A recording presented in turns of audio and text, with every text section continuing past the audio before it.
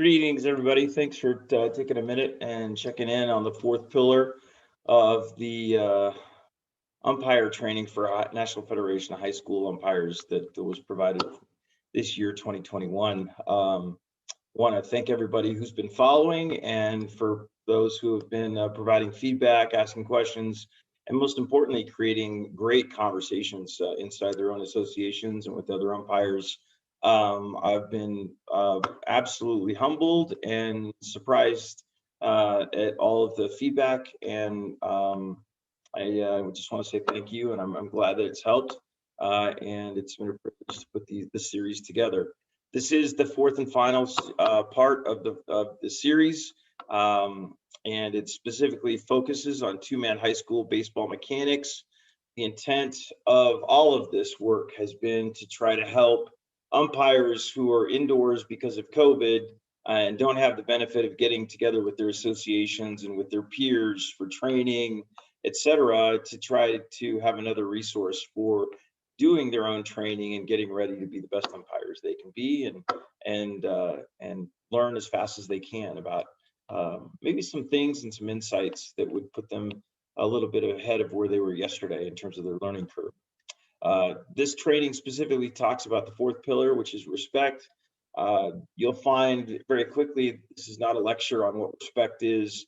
It's an illustration of the things that we can do as umpires to support and honor and recognize the important role that respect has as really the foundation of the game of baseball in terms of its moorings, its origins, how it's developed. What I would put forth to you today is baseball's best day begins with respect always. And it's those people who understand that make the most important contributions to the game and to other people. So with that, let's go ahead and get started. I'm going to move pretty quick. Again, the purpose of this series is not to be comprehensive. It's designed to give anyone who listens, if they are a high school umpire, whether they're a new high school umpire, aspiring to be a high school umpire, or just trying to become a better high school umpire, it's really designed to give them, in just a few minutes, some insights and some thoughts and some learnings that may be of value in helping them improve. As it relates to context, it's always the same. Really, I can't say enough how important it is that as you go ahead with your training and with your, whether it's a recreational career or something that's more serious, if you've got higher aspirations in high school, which is awesome, make sure you get to school as fast as you can after that third year of umpiring is complete. There are master clinics that you can go to. There will be more of those now that, once COVID subsides more effectively. But go to pro school, go to a college or collegiate school or clinic. Get to those places, network, and learn as much as you can. Here in Colorado, the RMAC puts on, like I said, a great clinic in August, which I highly recommend. And then there are pro schools that are renowned. Obviously, the Wendelstedt Umpire School is probably the most renowned out there presently, but please look into those schools and find a way to get there as far as a way of investing in your career. As it relates to things that I endorse, I've been pretty vocal in talking about the importance of protecting yourself as an umpire and having a long career. I believe that you should invest in very, very, very good gear, and that means paying extra, and that's Force 3 Pro gear, especially with regard to their masks and their helmets. They are amazing. They are by far the best that you can get from a safety perspective. They're very well respected. They're heavily tested, and I can't say enough about them. And I can only tell you that when I'm out there umpiring, and I have conversations with catchers or other umpires, the reputation of that company right now is absolutely what it should be in terms of just being a superior product when it comes to safety and extending the career of any catcher or any umpire that really wants to put a premium on health and protection while they're doing the right thing the right way. Also, I wanted to let you know I came across a company called OutWestOfficials.com. I've circled it here, but they're really excellent. And I know there are a lot of places to get your umpire gear. but I've just found them to be super when it comes to customer service. I find that their outreach and the way that they relate to their umpires is extremely effective, and it's well received. And so I've got really good things to say about them, and I hope you'll give it a try. All right, let's go ahead and move forward. Game management pillars, pre and post game self-evaluation. So from the first installment, which was confidence at the plate, where we explained what a solid plate performance looks like in terms of the acronym, to the next installment, which was mobility on the bases. The next installment was timing and tempo, and now we're at respect. These four things are really designed to help you self-evaluate your umpiring career and your umpiring performance on a game-by-game basis. So really, you can use it for whatever purpose that you wish, certainly, but it's really designed to give you a fairly straightforward way to measure your pre and post game performance in a fairly simple set of I guess pillars is really what I'm trying to say. As it relates to specific game management clues, these are respect indicators. So we're going to kind of jump in to kind of what you learn along the way, right? So this is not something I know that's written down anywhere. This is really just in the context of putting down what I've been taught by my mentors and what I've observed from really awesome umpires and really insightful coaches. But when it comes to good respect indicators and bad respect indicators, what I mean by that is when you find good illustrations of respect, really acknowledge those and appreciate them, because they're not as common as they should be. And when you identify bad respect indicators or indications that respect is not what it should be on a team or in a team culture, from a game management perspective, that's where you've got to have your antennas up, and you want to anticipate and you want to communicate in a way that preempts game management situations from going south. And so let's go ahead and talk a little bit about the good respect indicators. So again, if you see these things, that means you're probably in a really good situation as an umpire before the game begins. These indicators are all around you. If you're attentive to them and really try to notice them, they can give you insights that will help you with the game management process you're about to begin before the game starts. So as it relates to the dugout, when you're listening for chatter between players that is informal and frequent, it should sound a lot like friends assembling that really care about each other. I'm not talking about a family reunion type situation, but you should feel a vibe, and you should hear words that say that this is kind of a band of brothers more than a bunch of fellas getting around, getting together to try and play a game. If you can sense that and see that in the dugout before the game starts, there's a pretty good situation there as it relates to culture and respect. That's a good indicator. If you hear nicknames, that's a good sign. Not that regular names are a bad thing, they're a great thing, but really awesome cultures that have a lot of respect and camaraderie tend to have nicknames for each other, which are positive for the most part, nicknames. And I'll leave that at that.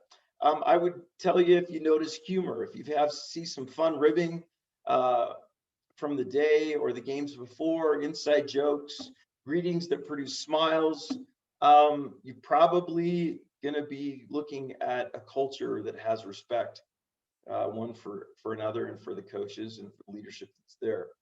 If you observe that each player has a purpose, even though they're running around and they're getting set to do different things, if you can actually see that each person has a purpose that they're trying to accomplish, a station they're trying to get to, preparations they're trying to make, that's an excellent sign, and that's an excellent indicator of respect that's already embedded in the culture. If they're doing something deliberate to prepare for the game, I was having a conversation the other day, with a seasoned umpire. We coached for a long time, and we were talking about,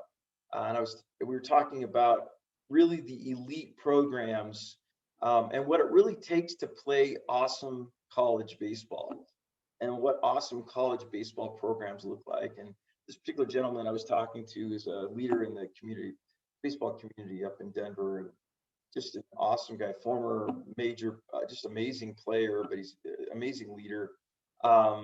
And talked a little bit about how when you're at the college level and you're with a really good program, if you've got a 6 o'clock game, you're probably at the field no later than 3.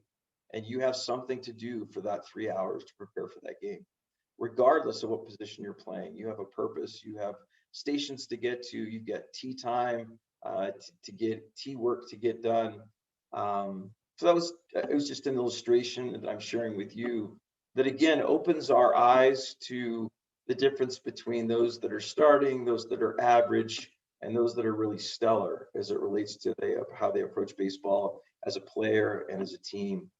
Sense of energy levels of individuals in pregame how that progresses is a big deal. And are they early arrivers? Does the entire team arrive early, or at the same time, or is it really just kind of an integrated group of fragmented stragglers? So those are some things. If you see many of those things happening, some of those things happening, some combination of those things happening, those are indications that you are seeing a team that already has a pretty good understanding intrinsically and culturally about what respect is and what baseball does to support and teach the principle of respect. Warm up and IO, infield, outfield. So if you notice how familiar the team is with their processes and the tempo of their infield, outfield routine, if they really have got it going, and maybe they've got some new players, but if you kind of watch how the legacy players or the other players who know the routine, put those new players underneath their arm and bring them through the routine in a positive way. If you can see that team knows the routine, they're familiar with it, they understand the purpose behind it, you've got respect embedded in the culture. Coaches that talk little as team members self-regulate and take pride in their pregame performance. The really stellar programs don't have coaches that are talking much, really at all, during pregame IO, and that's a key indicator again of a well-coached team that respects time and respects each other very much. When they're at bat, a good indicator is confident coaching comments focused on process and perspective. And you've got standing players that have chatter that's positive about the at bat. So what I mean by process and perspective is that they are talking to the batter. If they're saying anything at all, they're talking to them about the process, about having an approach. They're talking to them about a perspective, terms like so what or learn from that. All of those comments are extremely instructional, but they focus on process and perspective. They're not focused on attitudinal adjustments, really. They're not focused on judgments per se. They're really focused on the educational content of brief statements that get the batter to remain focused on the process and the perspective that's going to create a good outcome. On the field, you're looking for consummate coaches who do homework at practice and let the game teach their players. How many times have we been to baseball games where you've got coaches that are just talking nonstop, and every single thing that a player does, they take that moment to go ahead and tell them multiple approaches and things that they can learn in that moment. And so those are the coaches that certainly they've got a right to approach the game how they wish to. However, what I've noticed is that when it comes to the field, they are letting, for the most part, they're letting those players apply during the game for themselves what the coaches have taught them at the practice. And so I don't see a lot of the great coaches saying a lot during the game verbally in a way where the umpires and the fans can hear, because they really see the game as the proof of the pudding, if you will, proof of the pudding. Low decibels and no theatrics illustrate wisdom, tenure, and respectful culture. I really stand behind that. I've been inspired by so many coaches who just have a tremendous impact on their players and on their teams and on their programs and on their cultures without saying a lot at the game. I'm sure they say a lot during the practice. And maybe they don't, but it seems like what they say is something that's listened to very closely by the players. And again, that's a sign of tremendous respect that's embedded in the culture. Pitchers and catchers. Coaches' strategy and tactics are clear. Those are good signs. Those are indicators of respect because the players have learned from the coaches exactly what those strategies and tactics are. You'll find a high baseball IQ at the dish and a short memory on the hill. And what I mean by that is the catchers at teams that have a high degree of respect embedded in their culture are brilliant. They're smart players. They're reading the entire field. They're looking at situations. In many respects, they really are the quarterback of that team. You can allow me to cross metaphors between sports. And then as it relates to the hill or pitching, the coaches are constantly inviting them to have a short memory. If they miss a pitch, it's so what? Let's move on, let's learn from that. Again, similar comments to the batter that's focused on process and perspective. But again, if these things exist, if you're seeing these things on a specific team, you're probably seeing a very, very, very well coached and successful program that has at the bedrock a high degree of respect for each other. If you see base coaches that are quietly focused on testing base running IQ lessons taught in practice and letting nuances teach the players, that's a great thing. I don't think I've ever run into a very loud base coach that was really doing anything more than yelling. And I know that may be a hard thing to say or a harsh judgment to make, but it really seems like the base coaches are focused more on signs and making sure that their base runners are recognizing the nuances and the details and the motions and the mechanics that will indicate what they should do and when they should do it on the base. Head coaches, I've mentioned it already. The ones that really have affected me in a positive way are not big talkers. Their character and values are illustrated by the play and conduct of the players. I'm not saying that they don't get hot and passionate from time to time. That's not what I'm saying at all. But they are not big talkers. They relate to the players as brothers or sons, and they appreciate and they revere it intrinsically. In other words, they don't create a caste system within the team. Their wisdom and their respect is innate, and you can see it in the way that the players relate to the coach. It's just obvious, and it's familial, and it's a familial and thriving culture. This is a group that understands and cares about each other and are committed to playing for each other and working hard to improve for each other, for the team, and for the coach. As it relates to parents and fans, this might be interesting or not, but if you see that the parents or the fans of this team are social, that they like to talk to each other, that's a really awesome thing. And that's the respect in the culture of the team exuding and extending toward the culture that's outside the team and the parents and the brothers and sisters and the fans. If they appreciate the coach and baseball for what it teaches their sons or their son about managing his own expectations, then you've really got something special. Again, some of these are pretty high bars. Some of these are pretty hard to find sometimes, especially if you're doing a lot of tournaments during the weekend, during the summers with a lot of the high-level travel ball. It's easier to see when you get into the college ranks.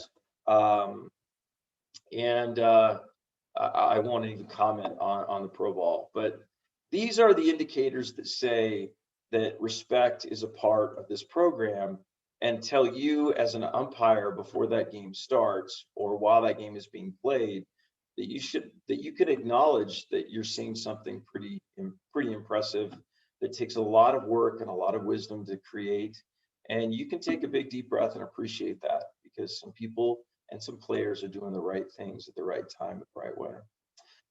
Moving over to the right side, the bad respect indicators. These are the things that if you see them, you need to put your thinking cap on in terms of how you're going to preempt and address situations before they get momentum that can frustrate the game. So in the dugout, if there's silence and it's not 8 a.m., for those of you who have coached your sons or what have you, you may there's a little bit of levity there. And I'm so exhausted after this last week that I probably should be communicating more levity. But what I'm trying to communicate here is that if the dugout that you're seeing is extremely quiet, and it's not because players are trying to wake up, then you may be observing a culture of fear or frustration. They're quiet for a reason, and it probably doesn't have anything to do with exhaustion. It has to do with the relationships that they have with each other, and unfortunately, in many cases, the relationship they have with their coaches. There are a lot of culprits here, like intimidating, like as you mentioned, coaches or other players, or disconnected players that disregard each other, or the team's ability to improve or compete. They may have a caste system. They may have, some entitlement going on, but that's a powder keg. That's silence.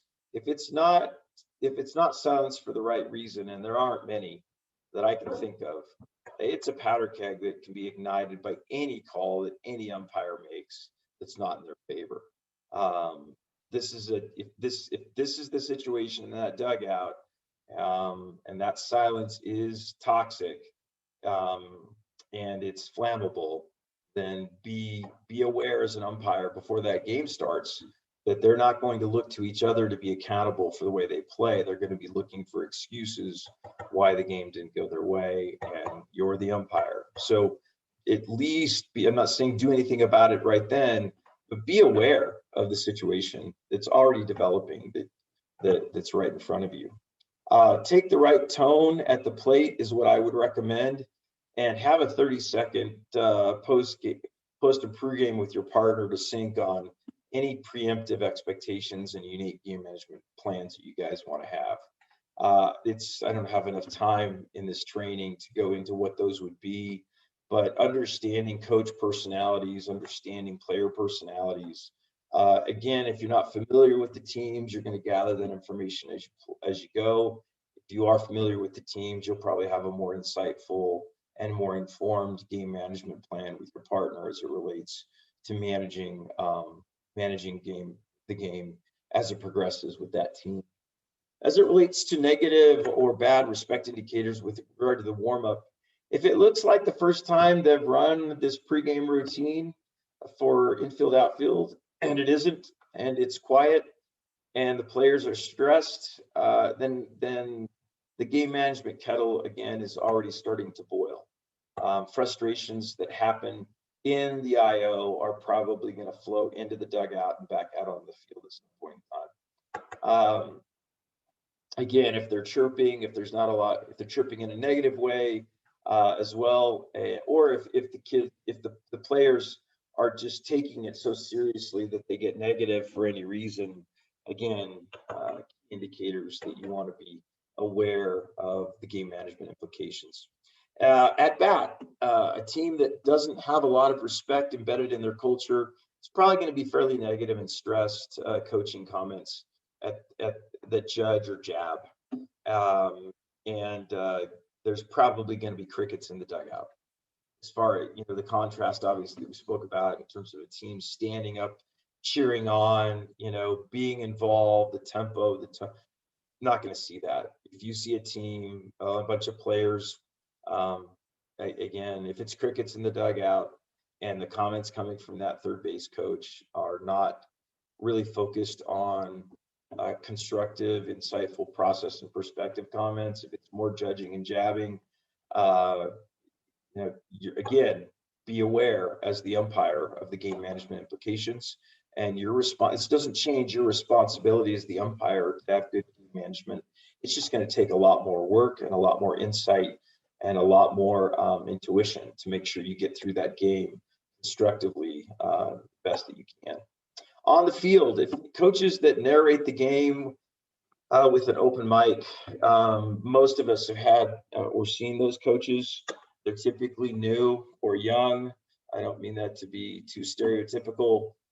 but that's typically where you find it.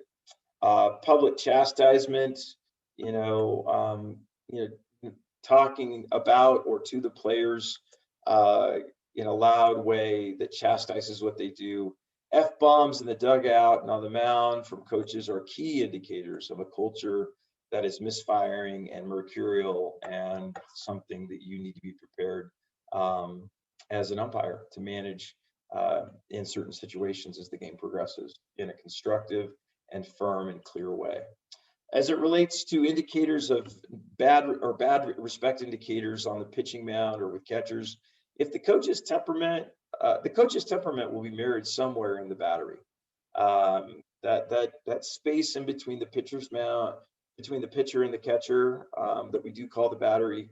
If you've got a coach that has a mercurial temper, that's impatient, that doesn't have really good perspective, that doesn't look at baseball as a way to educate and develop character, that's at some point in the game that's going to show up in between in the battery. It just will, and you'll see it in the body language of the pitcher and the catcher.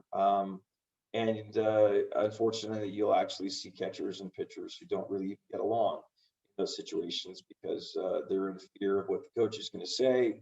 And so instead of the pitcher and the catcher being on the same team and on the same mind and really starting to gel together as it relates to how they're going to they're going to perform during the game as teammates, they're simply going to go back to the dugout and have an excuse that preserves themselves and really protects their own reputation at the expense of the others as the eyes of the coach.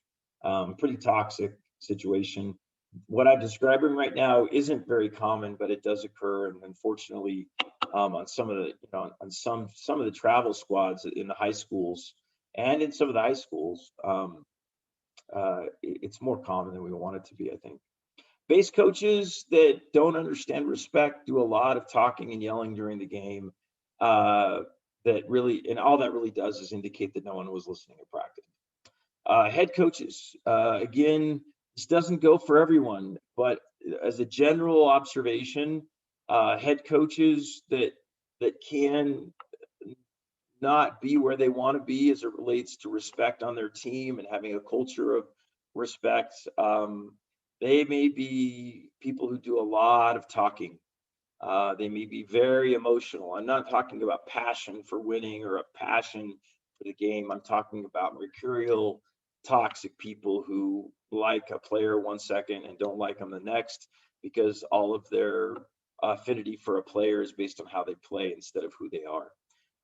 They confuse the practice field with the playing field. These are incompetent coaches that tend to produce disconnected, losing teams that look for excuses, and like umpires, and the treatment of players is conditional, constantly, and mercurial mostly. Stressful, striving, a lot of work. You can see it. So when you see those signs, you know as an umpire that you are about to officiate a game, umpire a game. You need to be very, very prepared to forecast and anticipate and address certain situations before they get out of control. As it relates to parents and fans, as you can imagine, these are parents and fans that operate in factions. They sit in stands far apart from each other, don't really talk too much. If they do have little factions, they may have 1 or 2 or 3 parents that have a common cause, but they question the coach and they use baseball to apply their own expectations to their sons, instead of really relying on baseball as a way to help their son set his own expectations and plan to achieve them. So we spent a lot of time on this slide, but I wanted you to be able to have a practical list of things that you can look for before the game starts and after the game begins that will help you keep your pulse on the game management implications. So hopefully that's helpful. General game management clues. The previous were specific game management clues. These are general game management clues. And of course, I came up with an acronym because acronyms kind of work sometimes. So great coaches and teams exhibit respect as a matter of habit and character. These are things, and again, in the same way that we created the solid acronym to help you evaluate where your plate performance is and how you're doing calling balls and strikes. Use this in the same way if you'd like. So the things that you're looking for to assess how much respect a team or a player may have. Number one is rapport. Players, you're going to see players that are interested in each other, and their brotherhood is apparent. They're positive. They're fun. Even even in the middle of the game, if they're down by a couple of runs, these are brothers and players that hold hands and stick together, and they realize the way to get to where they want to be is not to criticize, but to really juice up the positive and the focus and the fun. These are players that just have an energy between them and with their coach that says that they care and they're committed and that they want to do better, and that starts with respecting each other and helping each other do better. As it relates to the E and respect energy, teams are clearly where they want to be. They're on the field, they're in the dugout, they're preparing, they're getting their reps in, they're getting the tee work done. These are, you see, you sense, you observe the energy. These are teammates and coaches that are gearing up mentally and emotionally to play the best game they've ever played every game they play. As it relates to the S in respect, speed, you'll notice that teams that have embedded respect in their culture, they like to move fast. They like to think quickly. They like to move quickly. They anticipate. They respond. Fast is, I'm sure there's a more eloquent word, but I just have noticed and observed that teams that have a high degree of respect for the game and for each other tend to just move fast. They tend to walk and skip, if you will, rather than walk. And I'm not saying that baseball players skip, but they tend to, you know what I'm saying? They like to move fast. They have a purpose, and whatever they do, they want to do it well. And again, there's just not a lot of walking. Purpose. So RESP, purpose. Um, these are teams that have physical and mental routines and rituals that are clearly illustrated when you're watching them. It's about commitment. It is not about conflict. And I would go as far as to say it may not even be about competition, because these truly elite teams aren't necessarily competing with the other team. They're really trying to excel individually each and every at bat, each and every instance, even every play. They're just trying to be better than they were individually, than they were the previous try. And when you've got an entire team that's committed to that type of individual improvement, in the game of baseball, it's not hand-to-hand combat. It's how a team under the guidance of a coach who's wise learns how to play an extremely difficult game and do extremely difficult things at the right times, and do it with class and with respect and with confidence.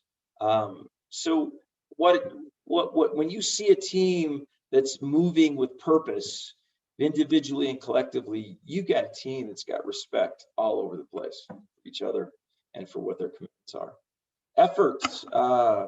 These are players that are 110% clear players.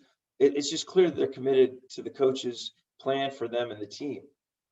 Little things are loud. What we mean by that is the details illuminate to them what they should do and how they should act and how they'll compete. The average teams, the lesser teams, they walk right past the details. They aren't concerned with them. They don't even notice them. And that's why they stay average. It's effort. It's making a conscientious effort to see where a pitcher is placing their feet when they've got men on base, how the defense is adjusting to a specific pickoff play, where a ball goes after it's fouled off, on what type of pitch and what type of count is likely to produce what type of pitch, and how likely a runner is to steal on that pitch. These are the little things that are loud, and they're loud because these types of coaches and teammates and players have made the effort to be 110% attentive to those little things that most people either take for granted or don't notice at all. Camaraderie is a big deal. Again, I'm back to brotherhood on that. But when you see that camaraderie, when you see players playing for each other, you see leadership is inherent and exemplified. It's not enforced. That's huge. It's massive indicator that respect is at the heart of what that team is about. Last letter in the respect name, if you will, acronym, sorry, it's tempo. Learning from the past is a move, sorry for the spelling there, is immediately moved to the present. So what is evident? There are certain terms in baseball that the elite teams use. And one of those is so what. So, and the context in many times you see that is something doesn't go your way. You get picked off, and you were safe, but the umpire misses the call. Like a strike gets called on you as a batter that was clearly a ball. Things go wrong in baseball, and just like they do in life. But that is the point. So how these coaches teach these players to adapt and respond and learn from what goes wrong is what makes these teams do so many things right. It's what it separates them from everybody else. The term "so what" is what an insightful coach will tell a batter who just got called a strike that was clearly a ball. So what? Move forward. Or you'll hear, learn from that, right? Adjust. Those are the constructive comments that focus on process and keep the mentality of the player in a place where they can achieve and overcome, as opposed to whine or criticize or anything that's lesser. So that's the acronym I wanted to put out there for respect. Consider it. Again, the purpose behind this is for you to kind of look for these things as you're umpiring and evaluate the teams accordingly. All right, I want to talk a little bit about respecting your partner. One of the ways that you respect your partner is to trust your partner to do their job.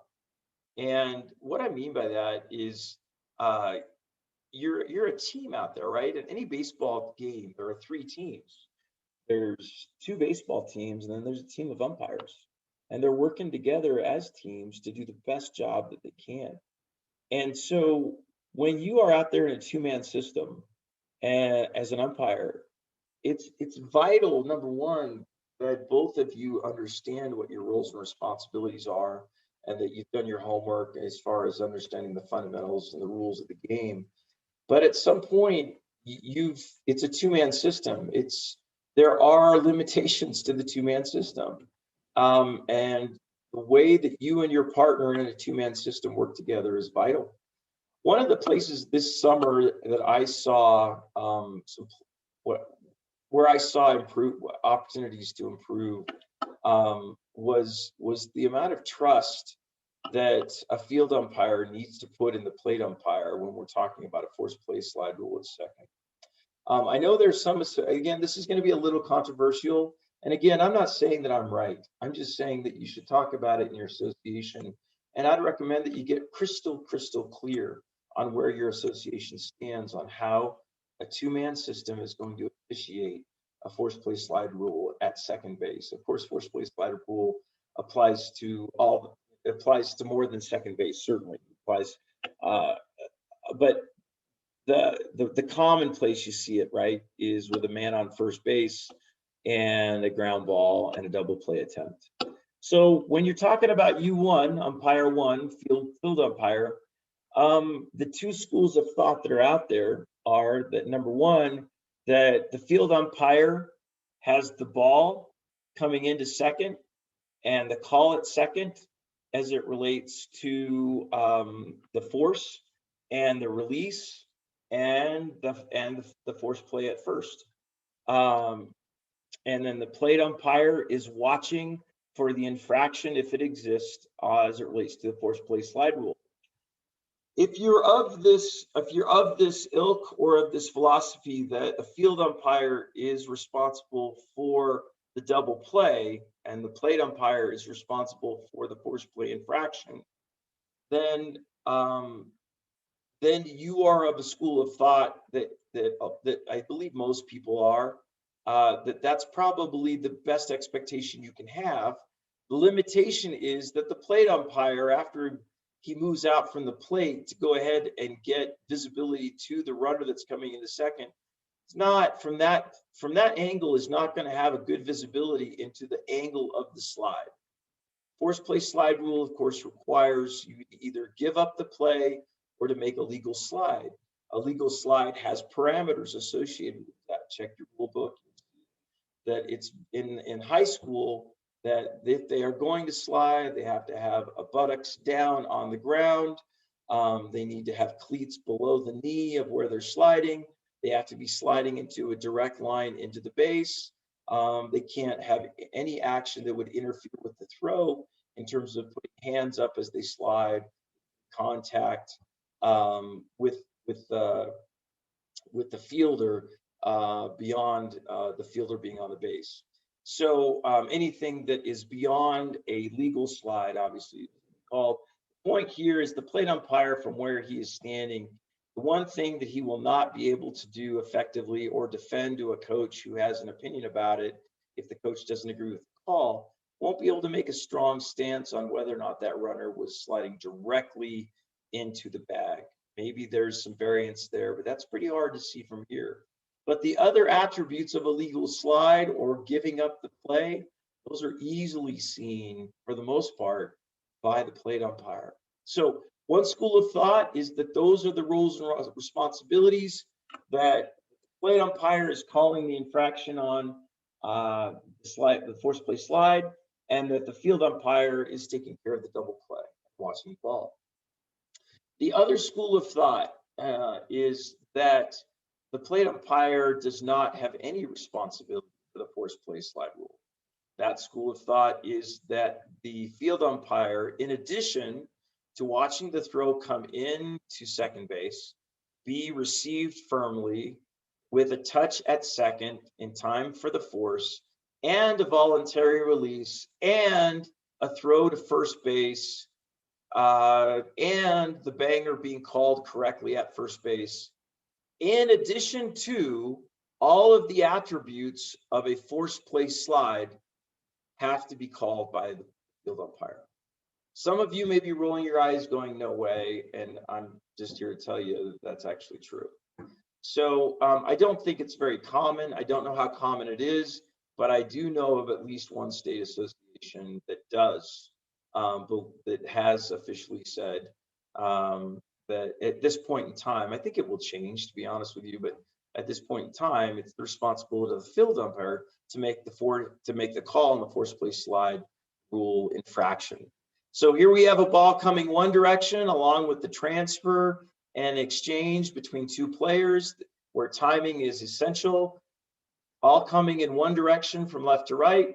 And then we've got another play in that school of thought that's being called. It's coming in absolutely the opposite direction that has a number of parameters that need to be filled in order for the infraction to be validated.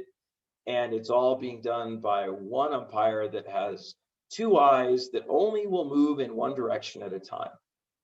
While the plate umpire is obviously going to be looking for a pulled foot on a banger at first, or perhaps, well, probably not a tag.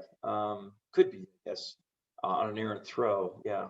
Anyway, so those are the two things that in this scenario that a plate umpire would be looking at.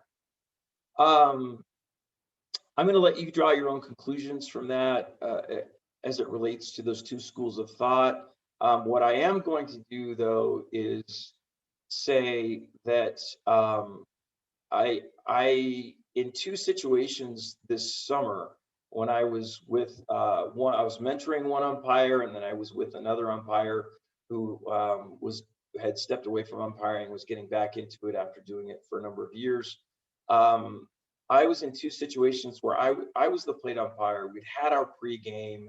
We had gone over that I have forced play slide rule. We had gone over scenario one, and it seemed like we both understood why we were going with scenario one in terms of taking infraction on the forced play and the field umpire staying with the ball, the touch, the transfer, and the banger at first.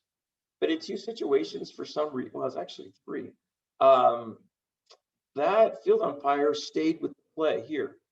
And instead of following that play to first, the ball to first, they watched the runner come into second. And in one situation, they called an infraction, and in another, they didn't. But at that point in time, and then in the third situation, he called an infraction that I did not agree with. I didn't voice it, but my purview was it was not an infraction. But in my opinion, that umpire made the infraction because at that point it occurred to him that he had no idea what had happened at first. He had not watched the play. The mentality here, of course, it is that if there is an infraction, right, you calling interference, and the runner at first is out automatically, in addition to the runner at second. Well, the problem is that if you watch this runner come in and there is not an infraction, there's no way you're going to be able to watch on a high level baseball play. You're not going to be able to watch that call, and it's probably a banger. And you as the field umpire will potentially, most likely, I know that's strong language here, but you can really screw things up if you take that approach, because you have responsibility for the banger at first. And if you put yourself in a situation where you have politically decided that you have to call this guy out on a forced play slide rule because you have no idea what the banger is going to look like because you didn't stay with the ball, now you got two umpires that are really in a big pickle. So I'm gonna stop talking about it at this point, because you can take the discussion wherever you want to at this point in time. What I would ask you to do is very strongly consider the value of going with scenario one, which is making sure in your pregame that you as the field umpire respect your plate umpire enough to trust him with that call. And you as the plate umpire are going to respect your field umpire to get that receipt and that transfer and that throw and that banger right. And you're going to let that situation develop in a way where each person is accountable for specific things that they can defend and observe. They can observe and defend if they're challenged by a coach. So anyway, I hope that's at least a little bit clear, and I hope that at least creates a good debate amongst you as umpires and in your associations. But I would really, really recommend that if you're in a two-man situation, that if you're on the fence on this discussion, I would really recommend that you fall on the side of the fence that has the plate umpire calling forced play slide rule and the field umpire just calling what they're supposed to call in terms of the double play. And the argument that says, well, whoever sees it should call it. If that's obvious to you, you're probably not playing high level. You're probably not umpiring high level ball yet. But when you get to the point where you're umpiring high level ball, where that turn is so fast and that throw is so quick to first and that banger is so tight, believe me when I tell you, you do not want to be burdened as a field umpire with a forced play slide rule as well. You just don't. All right, that's that. I hope you have a good discussion with it, and I hope that my exhaustion at this point in time didn't confuse things too much. Here's a punch list of respectful habits for two-man umpires. And there's just three of them. There's a lot more. Again, this isn't comprehensive, but I had a conversations with some of the other umpires as we were kind of ending July, and I asked them. I said, what are some of the things that you're seeing this season that really kind of illustrate respect for in a two-man umpire system? The first thing was acoustics, and what I mean by that is the plate umpire shouts catch or no catch when U1 is in the A position. So you got a situation let's just say nobody on base, and this is all the same runner. But let's say that you've got nobody on base, you've got a hit, big deep shot out to left center. Um, you know, your field umpire is in the A position. Uh, he sees that it's a big shot out to left field. The plate umpire is going to track that ball, follow it. In many cases, will come out in front of the plate to keep an eye on it and get an unobstructed view of the catch, no catch. That umpire one, or the field umpire is going to be coming in and making his loop to watch the runner come up, make sure the runner touches. So that's what the loop is. The eyes are on the runner. So I'm running in, I pick up the runner halfway, the runner comes past first, see the touch, the runner is now running. I, as the field umpire, am running parallel on the inside on the working area. I'm going to watch that runner run past second, make sure the touch is there. I'm going to follow them all the way around to third. I'm going to make sure they touch there. And the point here is that if it's a really, really high shot to the left center, it can take a while for that ball to go up and to come down and to be caught. And it's just a hugely respectful thing when the plate umpire, the minute that they have a clear catch, verbalizes loudly catch. And because now I, as the field runner, can stop running. The only time I'm going to stop running is when I know that there's a catch, when I don't need to follow the runner anymore. If I'm an umpire that's kind of fallen, a plate umpire who's not verbalizing catch, my partner is going to be doing a lot of extra running. So again, simple thing, maybe rolling your eyes saying, well, of course, but I'd invite you to not make it not too trivial. It's a big deal. When you are doing a couple of games during the weekend, when you're in a long 9-inning pro game, at whatever level, there's a lot of focus that goes into this. There's a lot of effort. There's a lot of energy, and not running when you don't have to is a big deal.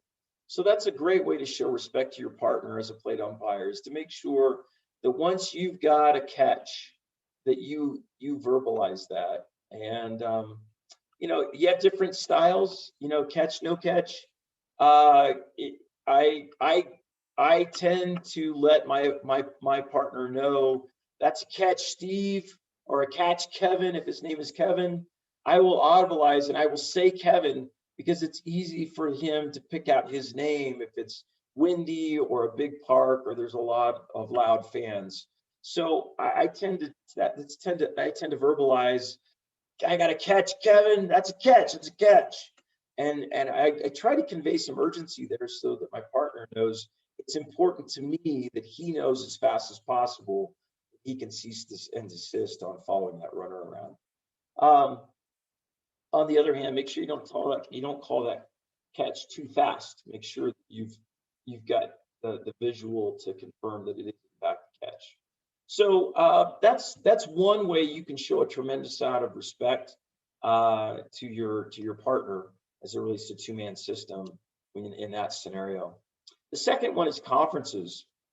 So speak to your partner in close proximity regarding non-call content. And so the exception here is, if the plate umpire is asking for help on a check swing, right? You're obviously going to shout out to your partner in the field that question. But for almost everything else, I would really, really strongly recommend that you talk to your partner in close proximity quietly. When you're discussing a play that's being challenged, even if you're speaking to each other, having a mini conference in between innings, half innings, whatever, on the sideline, I would just really recommend that you show respect to each other by talking in close proximity, almost in hushed tones, so that it's just your conversation. Please don't ever instruct or chastise or coach another umpire by shouting across the field. If you're in a situation where he, for whatever reason, maybe he's in B when when the book says he should be in C, whatever that is, if your partner is in a situation and you can't discreetly just offer a hand signal that says, you know, points over to another location, like B or C or A. If they stay where they're at, then just give them the respect of staying where they're at. And then after the inning is over or the situation has changed, you can approach them in a quiet conversation. Say, hey, I noticed this, and I was wondering that. What was your thought? I was just curious. Have a conversation, but give them the respect that they deserve, and they'll give it back to you.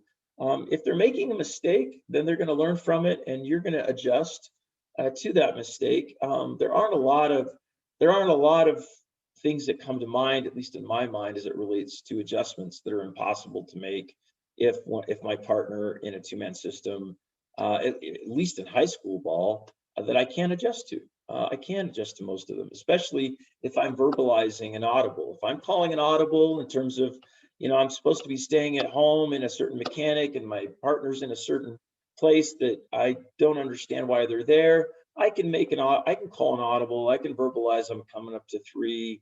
There are things that I can adjust. But as it relates to understanding and recognizing why a partner may take a certain approach to a certain play, I would invite you to reserve that for a private conversation, and don't make it accusational.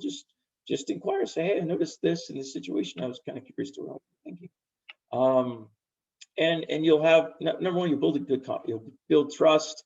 You'll show a ton of respect, and you'll illustrate to the people that are watching you umpire that that your approach is calm and that you're operating as a team.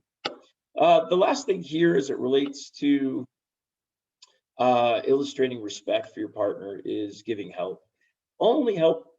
Again, everything I'm saying here, you take with a grain of salt, and you can validate it with discussions and with other mentors or with other peers. But only help your partner when he asks for help. In other words, if it's a check swing situation and you're in the A position in the field, if your plate umpire does not come to you for help, don't give him help. If the catcher looks and points at you and says, can you help? You don't respond to the catcher. If the coach says, hey, Blue, can you help out the plate umpire? You don't respond. The only person you respond to as it relates to help is your partner. When your partner asks for help, then you respond. But it's just a sign of tremendous respect for your partner. It's really good game management advice. But in the game of baseball, especially on a check swing, when it comes to decorum and respect amongst umpires, umpires give help to their umpire when they ask for it, but you don't volunteer it and you don't respond to anyone who's not authorized to ask for your help. So consider that again in your association discussion. Let's talk a little bit about game management, the unwritten rules of communication that reinforce respect. How you say what you say makes a statement, out of the way, about your respect for others and for the game. So here's some things. Really, I'm going to try to pick up the tempo here a little bit. I'm probably putting you to sleep. I apologize. The first thing you need to really think about is how you address coaches and players and umpires. At the professional level, everyone uses first names. You don't call a coach, you call him Steve, or whatever his first name is. When you have a player come up to bat, you call him by his first name, and he calls you by your first name as an umpire. And the lower you go in high school, blue is typically blue. Umpires are typically referred to as blue. In a lot of cases at the high school level, there's so much turnover with umpires. There's so many teams. There's turnover with the coaches. God knows there's no way you can keep track of the name of every player.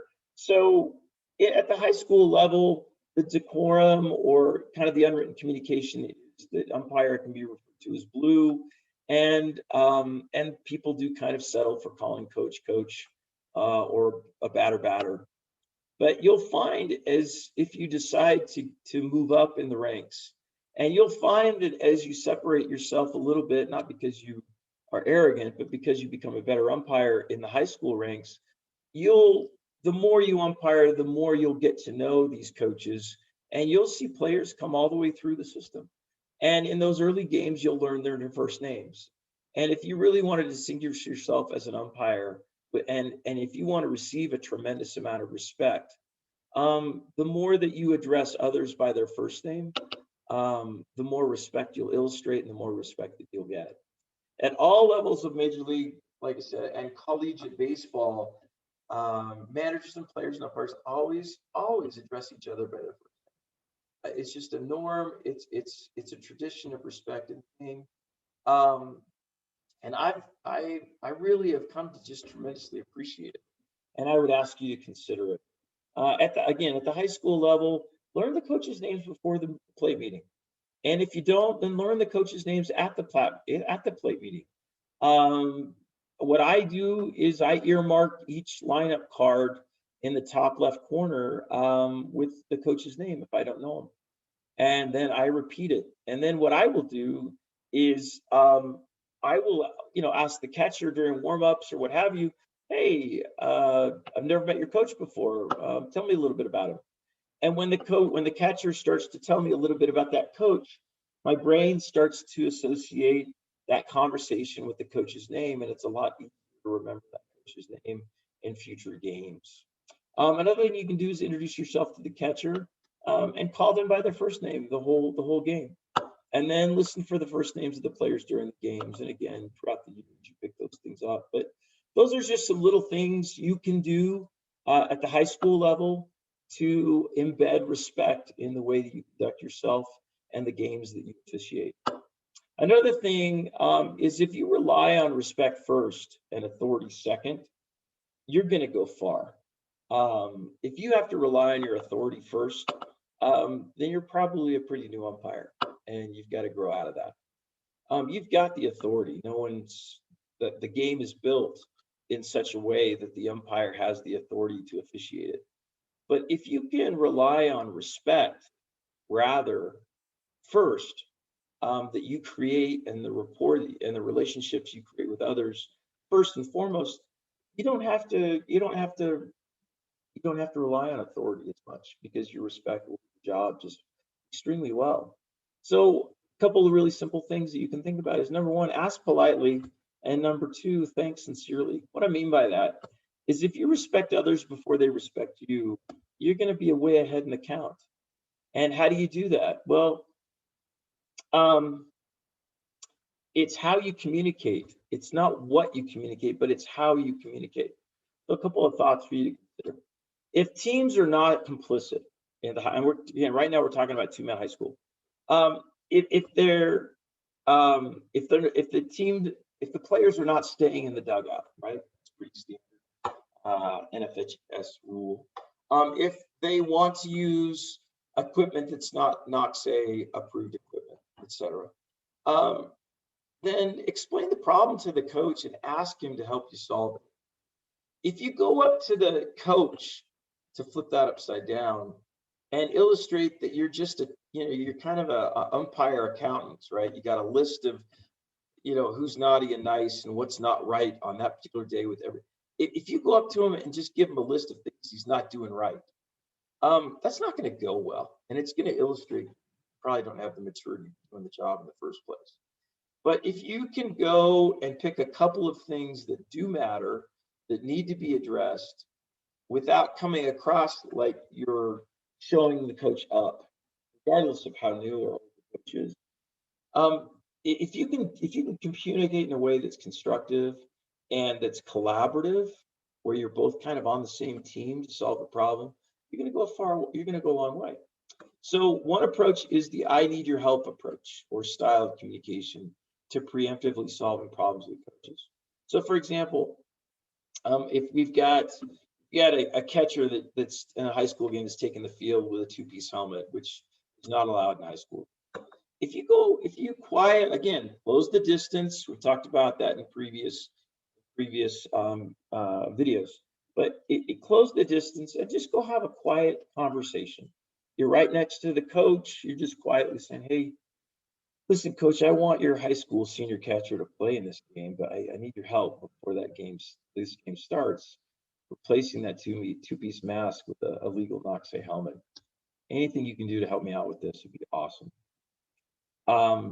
If you approach it that way, and again, it's not going to work with everybody, but if you approach it that way, that coach is going to receive that in a very, very positive way.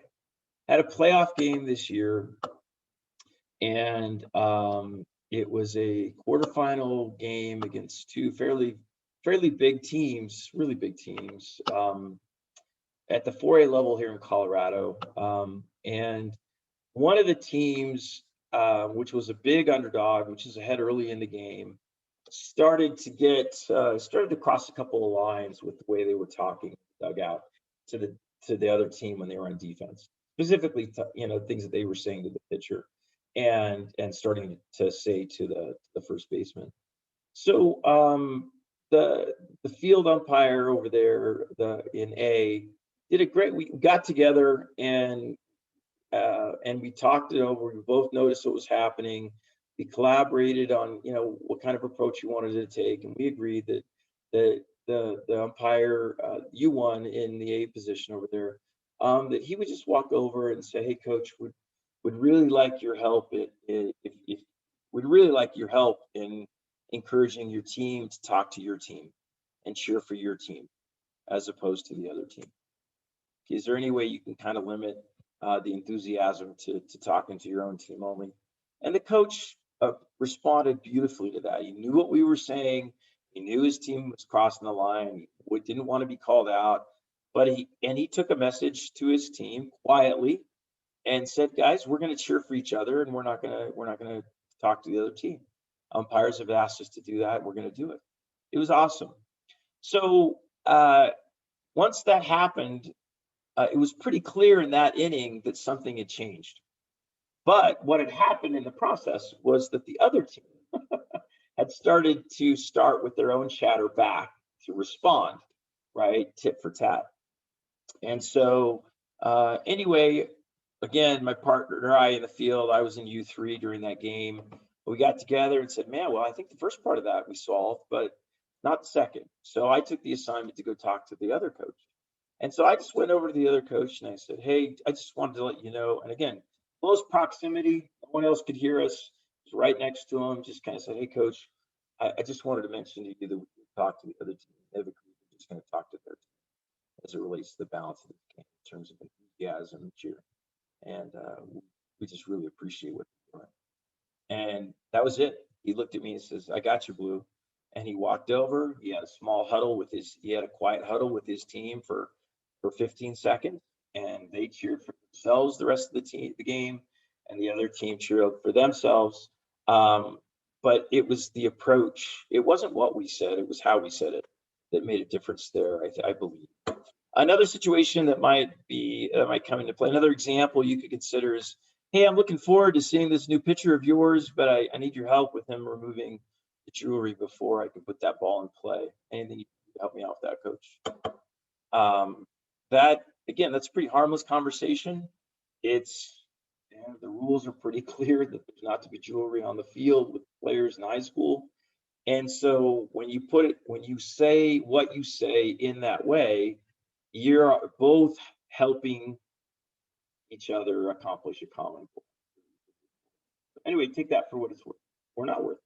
If players or team staff bring you water or replenish baseballs, say thank you every single time. How many times does a player bring you a foul ball? How many times does staff bring you baseballs to replenish in between innings? I mean, thank you goes a long way. And I know I'm stating the obvious, but I don't know that it happens as much as it should. Do they have a responsibility to bring the balls to you anyway? Sure they do. So what? Be gracious and thankful that they're doing. It's a good thing. One other thing that I wanted to put out there, it's not here on the slide, but when you run into a situation where there's nobody on base and there's a foul ball that's hit behind you and you're the plate umpire, And you notice that that on deck player or the in the hole player, based on whatever process that team uses, um, somebody is assigned to get foul balls behind the plate umpire when they happen. Right? So if they don't do it, one way that you can build respect is to be patient. In other words, instead of just standing there and looking at them until they clue in to what they're missing, and maybe embarrass them a little bit because you're just standing there staring at them, waiting for them to go pick up the ball.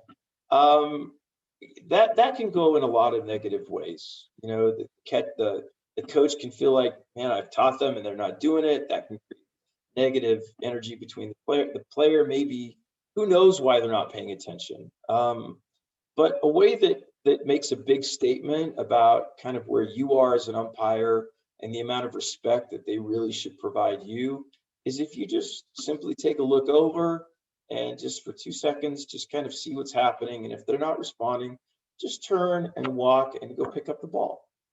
And while you're walking to go pick up that foul ball that they should be picking up in the first place, everyone's going to see you walking over and doing something that they should be doing. And you're just going to put it in your pocket and go back and continue your officiating. But that sends a message about patience, and it sends a message about respect. It means that you're not that umpire that's going to jaw them and berate them. You're the umpire who is just going to go ahead and make sure the game moves forward, and that you have a degree of tolerance, and that you understand that baseball is a game, and that sometimes people make mistakes, and it's okay. It just may delay the game just a tad, but there's a lesson that's taught there. And my experience has been that when you take that approach, that's the last time you have to pick up a ball that entire game. Because either that coach is going to walk over and say, hey, gentlemen, don't you put that, I don't want to see that again. You guys know better. I want you on foul balls behind the plate umpire with nobody on base if you're on deck or in the hole. And if they make that mistake again, then the other dugout typically has somebody who's ready to run in and do their job, do that job for them. But in either case, they're going to take care of you much better because they have a certain amount of appreciation for your patience and for the fact that they made a mistake and they want to do better. All right, the last thing here is have brief plate meetings.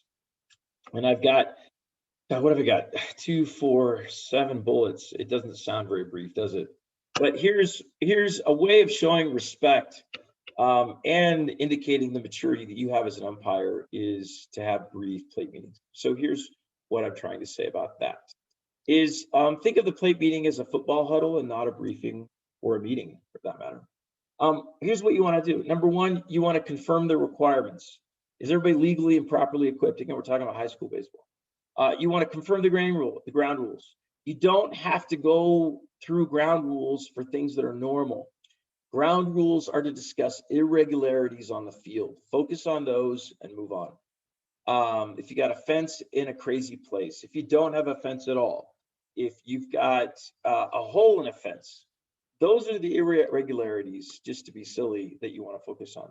But if it's tight all around the outfield, you don't have to say it's tight everywhere. All you need to say is where it's not tight, presume, unless you give us the irregularity. Next, move on to confirm priorities, sportsmanship, tempo. Gentlemen, when the players are in the box, want them to stay in the box, and find out where the source of your baseballs are going to come from, so you know exactly where to get them, and however you want to communicate that you need more baseballs is up to you. Something that I find fairly successful is at the plate meeting, I will let, if I'm doing a high school game or a traveling tournament or what have you, travel ball at a high level, I will just say, hey, coaches, if I hold up one ball and say I have one, that means I need two balls to come in from each one of you after the next foul ball. Seems to be pretty simple. It takes about 7 seconds to say, and it keeps the tempo moving along. Next, confirm home team and lineups are official, and then have the home team tell you who the scorekeeper is so that you know. Confirm approachability. This is important, but it doesn't take much time. Coaches may request time to briefly speak with either me or my partner. When we grant the time, we'll have a brief discussion and we'll move on. Next, I thank the coaches, and I would encourage you too. They put a lot of time in. So it's just a brief statement. It takes 10 seconds. It's, hey, coaches, thanks for teaching these boys to become men through the medium of high school baseball. There's a lot of sacrifice that goes into this, and what you're teaching them matters, and it matters for a long, long time. So if you can break the huddle on that spirit of gratitude and acknowledgement of what they're doing as being very important to the future of young men, it's a great way to break the huddle. And then you got to get moving, because if you're the plate umpire, you've got to prepare to move to get to preview pitches before the game starts, and then you've got to on the warm-ups. And if you're the field umpire, you want to get out there in the infield and watch those throws and start looking at the mechanics of the infielders to make sure you're prepared for the nuances that are going to happen during the game. All right, I'm moving on, I promise. Sort of recap. Game management pillars, pre and post game self-evaluation. Everything that we talked about this summer with all of these vignettes, with all of these videos, have really focused on giving you as a high school umpire who wants to become an umpire kind of a way to learn what, some of the most important things I've learned over the last 11 years in a couple hours or in 4 videos or so. It's really been designed to help you learn as much as you can before you get to school, so that when you get to school, some of this is familiar, and much of it is reinforced in a way that really excels your learning curve as an umpire. So just to recap, the first and most important thing is to have confidence at the plate. You got to have a way to make sure that you've got an 80% chance of having a great game from a game management perspective. And that is all about the plate. So accuracy and consistency and communication, the solid acronym, that's the most fundamental pillar of all. The second pillar that we talked about was mobility. And so on the bases, making sure you've got angle and distance illustrated on every play. Optimize your tag window. Make sure you don't put yourself in a situation where your tag window closes. Stay mobile. So timing and tempo is another pillar. So you want to be very composed, never rushed on your calls. You want the timing of your calls, whether safe or out, strike or ball. You want that timing to illustrate you have composure and that you have conviction, and that you are very qualified to be where you're at. Tempo, you want to move the baseball game along. You want to make sure that you've got players moving in and out of the batter's box, onto the bases, onto the field, off the field. That tempo is really, really important to make sure everyone has a positive experience at that game. And then lastly, respect, which is what we've talked about today. Respect, in my mind, the game of baseball is built on one principle, and it's respect. It was designed to give men and boys the ability to go out and try to play a very, very, very difficult game that in most cases you fail at, and play it in a way where you face adversity and you face disappointment and you even face some success, but you do it in a way where you respect yourself and others when they're failing, and you respect yourself and others when you're succeeding. But most of all, you respect each other because you're trying to play a game that's really, really difficult to play well. And so I think respect is the cornerstone of this game called baseball. And I believe that coaches that are insightful and really have their heart in the right place create cultures of respect, and they do it intrinsically. And there are lots and lots of indicators to see teams and evaluate teams that have respect or don't have respect embedded in their culture. So before your games start and after your games are over, you have 4 simple principles or pillars that you can evaluate the game from, and you can use those pillars to help you improve. I'd invite you to consider these. They're not mandates by any means. I'm nobody. I'm just like you. I'm just an umpire who loves the game and tries to get better every time I go out. So just consider these, and God knows that most of the things that we talk about in baseball that are not black and white are designed to be discussions. You should have an open forum in your own association to talk about these principles and determine whether they're good or bad. Evaluators, points to evaluate from. Discuss them. Have those open discussions. You learn from the discussions you have with others. And there's lots of mentors in your association that are really, really, really seasoned and really, really smart and a million times wiser and more experienced than I am. So put these things out there and have discussions and learn. Glean the things that you like and that you want to adopt and leave the other stuff alone. If you don't like the things that I've taught, then don't worry about it. Focus on the things that do make sense to you and become better by listening to that voice. But find your own voice as an umpire as you go through these points of evaluation in terms of mobility and confidence and timing and tempo and respect.